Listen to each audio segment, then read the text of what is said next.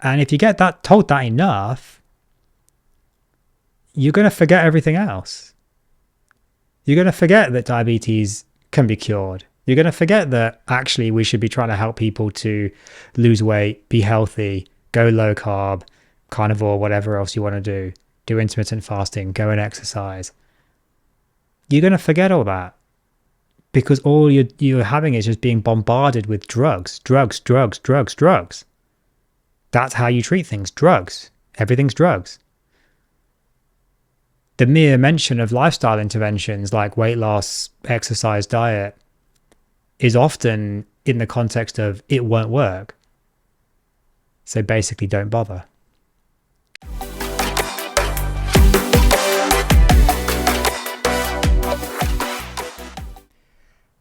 Thank you for tuning into this episode of the Meat Medic podcast.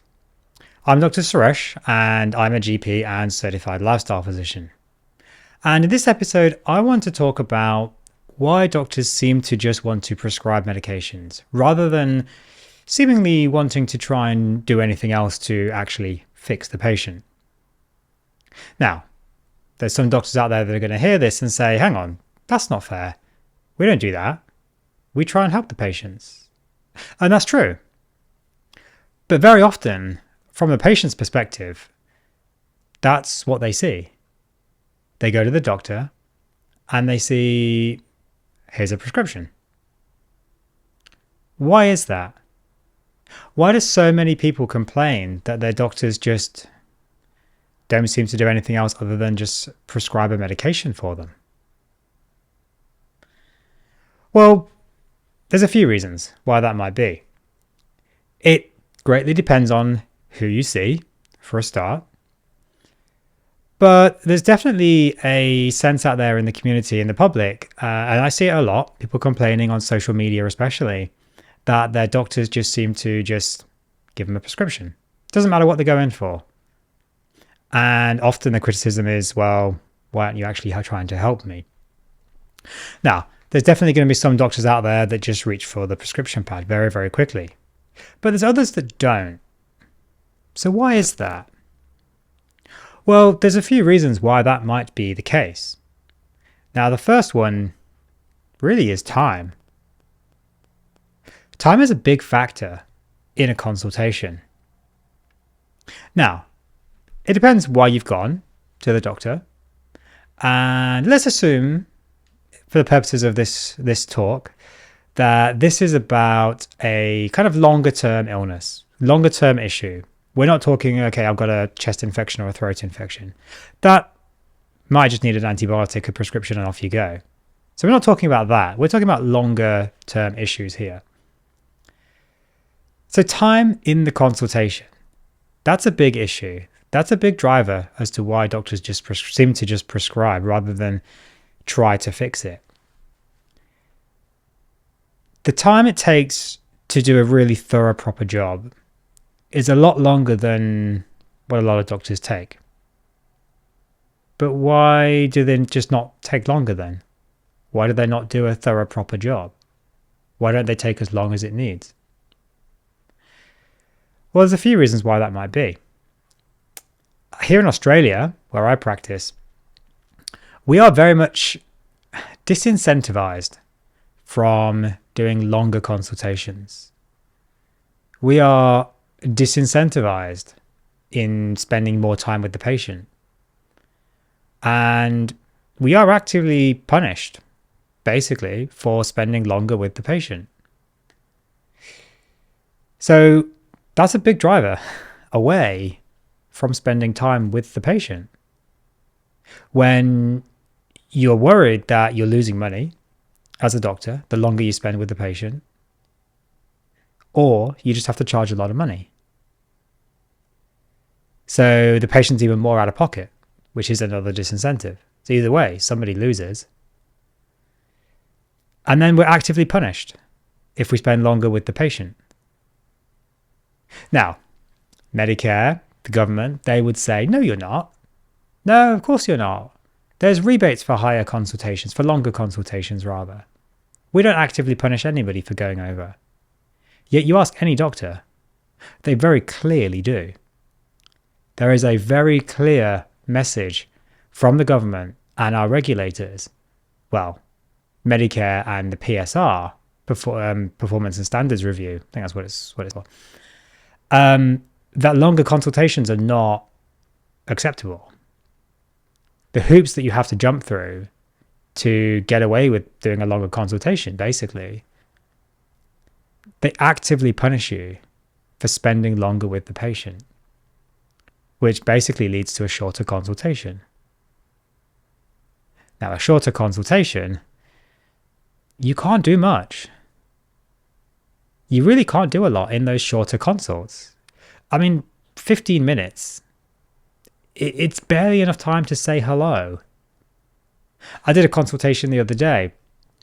It took 5 minutes to find that patient. It took 5 minutes to get them into my room and get them sat down.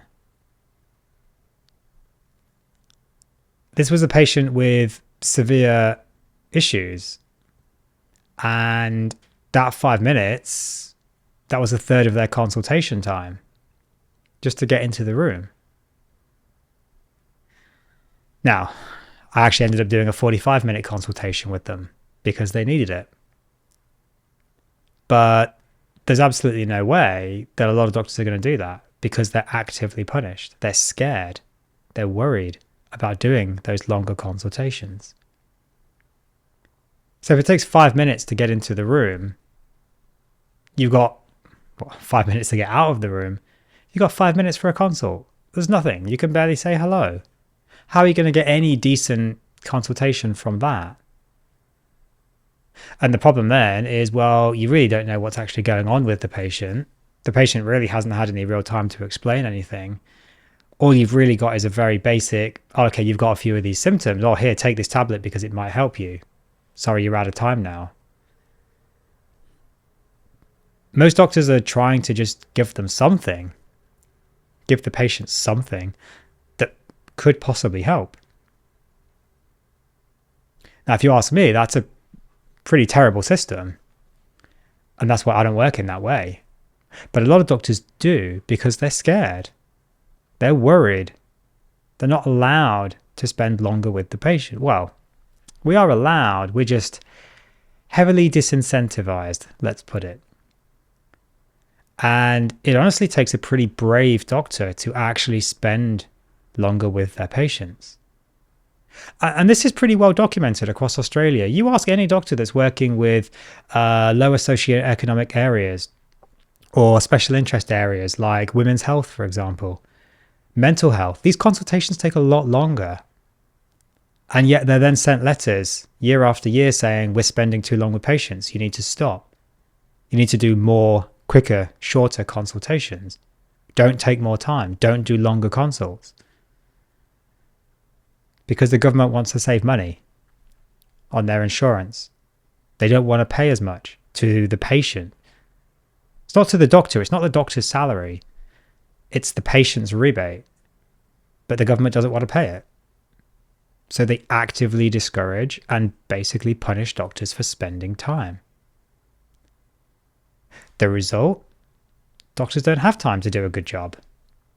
So they resort to then medications. It's a real shame. Another reason why doctors might just go for medications rather than seeming to try and fix it is honestly they may not know how to fix it. They may not know what to do. And again, they're probably just doing the best they can.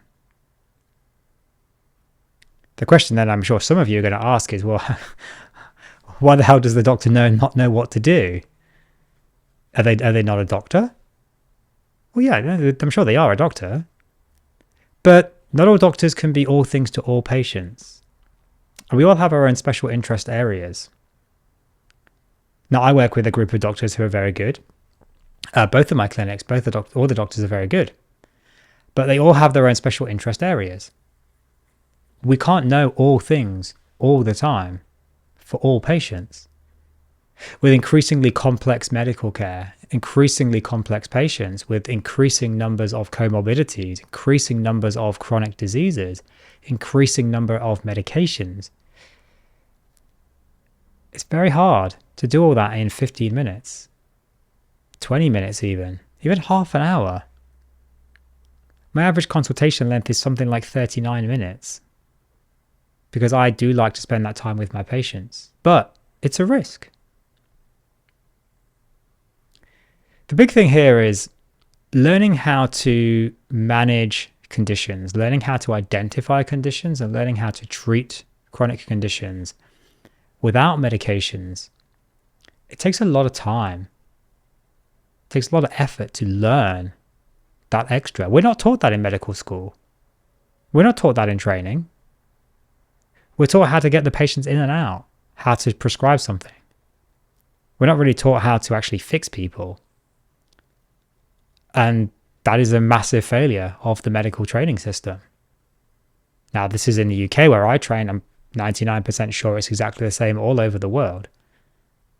Seemingly all over the world, people complain about this anyway, that the doctors are not actually really trying to help them. They're just trying to prescribe for them. So that's a big problem. It takes time to learn extra skills. It takes time, and it takes money, and it takes incentive. I spend tens of thousands of dollars every year on extra training. That's a lot of money to learn how to be better for my patients. I'm lucky I have that money. Not all doctors have that money to spend.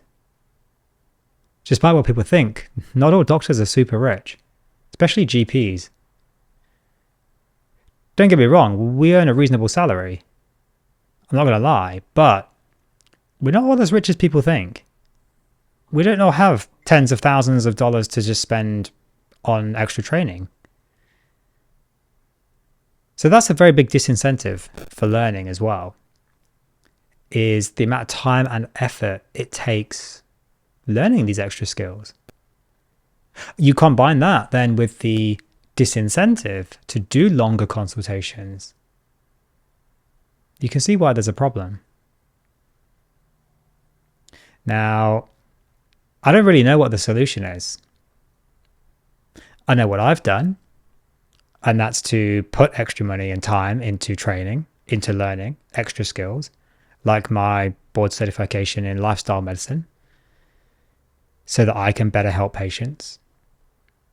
I've done extra training in psychology work, counseling, to be able to better help patients.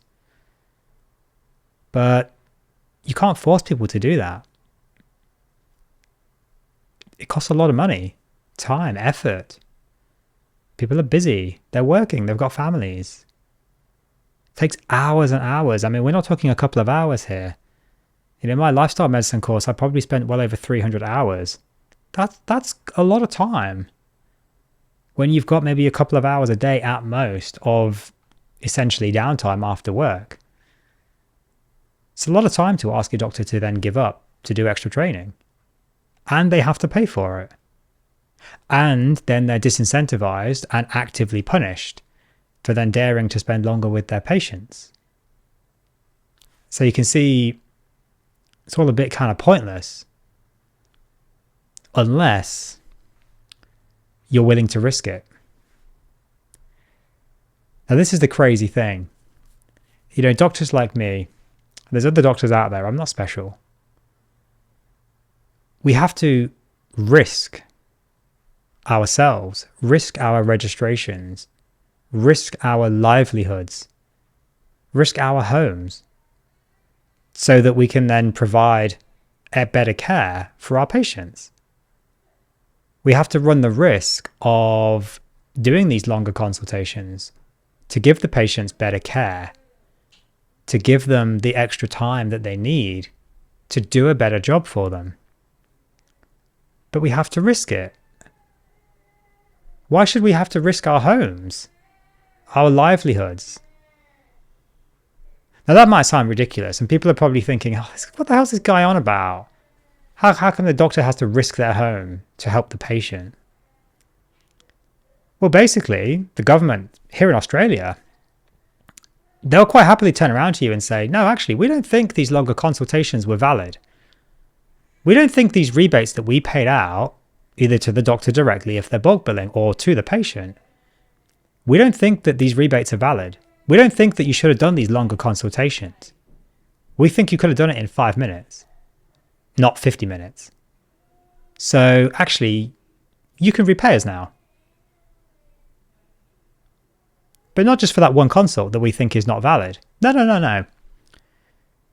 Because we think you've done one consult that wasn't valid, we're just going to assume that all the consults you did weren't valid. Because, where there's smoke, there's fire. So actually, you can now repay us for all of those consultations that you did. All of those rebates that you did. Now that can run into hundreds of thousands of dollars. Because we're not talking like, for the last week. No, we're talking for the last 2, 3, 4, 5 years. They can go back. On a whim. I demand that you repay this. And if you don't, that's basically your career over. Then we can lose our houses. We can lose our assets. We have to repay that debt. And then we have to reprove that they were valid. Then we can maybe try and claim the money back. That's how the system works here. It's absolute bullshit. But that's the system that we have. So your doctor is working against that system. If they're spending longer time with you, if they're spending more time, they're trying to help you, trying to work out what's going on with you, trying to work out how to help you without those medications. Every time they run over that 20-minute mark, they're risking their livelihood. This is a very real thing. Now, there's another question that people often ask about prescribing with doctors. Do doctors get incentivized for prescribing? Now, this is a hot topic. I did a video on this a while back, actually, probably about 3-4 years ago now, actually. And it was to date my most viewed video on my channel. And my channel is not huge, so it wasn't a huge video. But it got about 100 times the views of all of my other videos. And it generated a lot of heat. Because I basically said, well, actually, no, we don't get kickbacks from prescribing. That generated quite a lot of comments. People thinking that we do. Now, I have never received a kickback for a single prescription that I've prescribed for a single patient. Now, I work in Australia, and I've worked in England, in the UK. I haven't worked in the rest of the world. The rest of the world could be different. Pretty sure it's probably not, but it could be. I've never received a kickback. I've never received a payment from a drug company for prescribing anything. And I never will. If they offered it to me, no, I would turn it down. I would never do that. I would never sacrifice my ethics for money. No chance, no way. But there are other ways that doctors get kickbacks. They get invited to conferences. They get paid for speaking on the behalf of drug companies. They get sponsored flights, hotels, cars. This happens. This is real. But this is not most doctors that get this. These are usually high-flying professors, top of the class, top of their field kind of people. Most drug companies don't give a crap if most GPs prescribe or not. They're not targeting people like me. They're not offering me free stuff.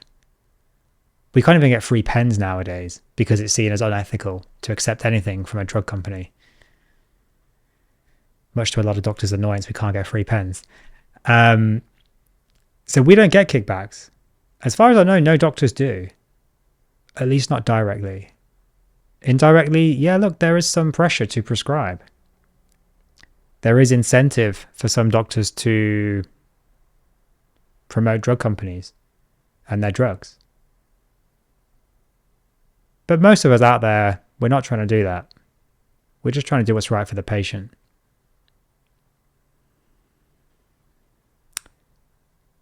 Another big problem, though, is the guidelines. The guidance that we are given as doctors on how to treat conditions. I'll give you an example. Relatively recently, there was a guide on how to treat patients with type 2 diabetes, circulated here in Australia, because of the shortage of injectable medications like liraglutide, semaglutide, and duraglutide. So Ozempic, Saxenda, and Trulicity by the brand names. And this guidance basically was, how to treat type 2 diabetes, guide for treating type 2 diabetes in the absence of these injectable medications. Something catchy title. And it was, I think, 2 or 3 pages long, A4 pages. It was a reasonable length document. And pretty much there was like the first line was, you should try lifestyle interventions, but they will probably fail. So here's all these drugs you can prescribe instead. And then for the rest of the document, it was, what drugs do you prescribe? There was pretty much one line on not prescribing drugs in a treatment for a objectively, arguably a entirely lifestyle-based illness. There was pretty much one line on treating it with lifestyle interventions. That's insane. But that's what we have as doctors. That's our guidance. That's what we're told to do. And if you get told that enough, you're going to forget everything else. You're going to forget that diabetes can be cured. You're going to forget that actually we should be trying to help people to lose weight, be healthy, go low carb, carnivore, whatever else you want to do intermittent fasting, go and exercise. You're going to forget all that because all you're having is just being bombarded with drugs. That's how you treat things. Drugs. Everything's drugs. The mere mention of lifestyle interventions like weight loss, exercise, diet is often in the context of it won't work. So basically don't bother. But here's all these drugs you can prescribe. So that's another big reason why doctors may just go for those medications, which is a real shame, but it happens. Most doctors are just trying to do the best they can for their patients, but time is the biggest factor. So anyone out there that's listening to this, anyone out there that's watching this on YouTube or listening on my podcast, if this is something that bothers you, doctors seeming to just go prescribing medications without really putting in the effort, think about why that might be. And if you want more time with your doctor, lobby the government. Speak to your member of parliament. Speak to the politicians. Get on social media. Tweet about it. Get on Instagram. Get on Facebook. Complain to the government. Not to the doctors. Not about the doctors. But to the government. About the government. For restricting your rebates. Restricting your insurance. And preventing you from having those longer consultations. Preventing you from getting healthy. Forcing you to take those drugs. Because doctors don't have time to do anything else. Maybe then, doctors won't just reach for the pill pad every time. Maybe then they'll be able to spend more time with their patients and do a better job. Thank you for tuning into this episode of the Meet Medic podcast. I've been Dr. Suresh Khirwadkar. Thank you for listening. I just want to say a shout out to all my valued Patreon supporters. And if you're interested in supporting this channel, please go to themeatmedic.com/Patreon to subscribe if you want exclusive content, early access, and extra support groups and consultations with myself. Thank you guys, and I'll see you in the next episode.